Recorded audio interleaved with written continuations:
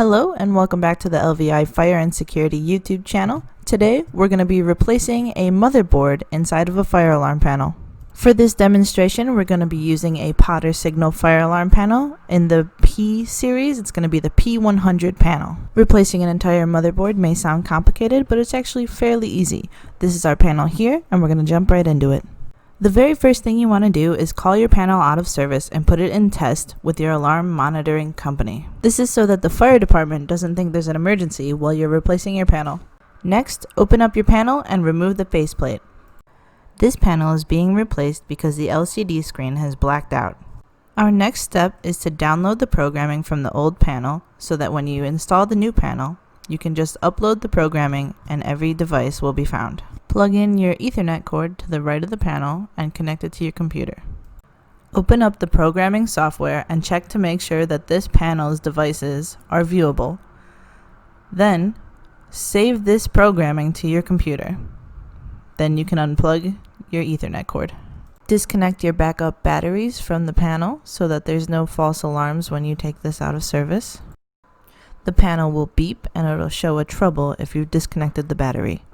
Now you need to turn off the power at the breaker box. This is a very important step. Do not skip this. The next step is to loosen all of the terminals and disconnect all wires from the motherboard. It's a good idea to take a picture of these wires before you disconnect them for later use. As you can see here, all of the wires are disconnected from their terminals. Next, you're going to unscrew the panel from the box.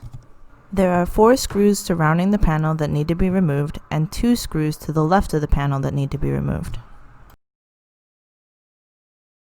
There are also 3 screws on the left side of the can that need to be removed in order to pull the main board out. Once all of your screws are removed, just pull the main board forward and be careful of your wires. And you've successfully removed the motherboard. Now we're going to take all of those steps with the new motherboard and do them backwards. First, you're going to put in the new motherboard and attach the screws into the can. Remember, there will be 9 screws total.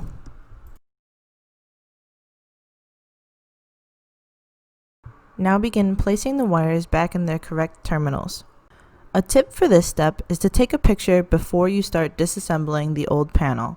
Take a picture so you know which wires belong in which terminals. If you're working in a residential area, it's a good idea to leave one of the NACs open. This way, when you restart the panel, there will not be horns and strobes going off because there are devices unfound or any trouble on the panel. Remember to replace any resistors that were previously there.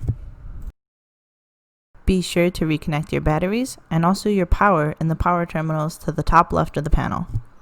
Then go ahead and turn on your power. You should hear a beep when the power is restored to the panel.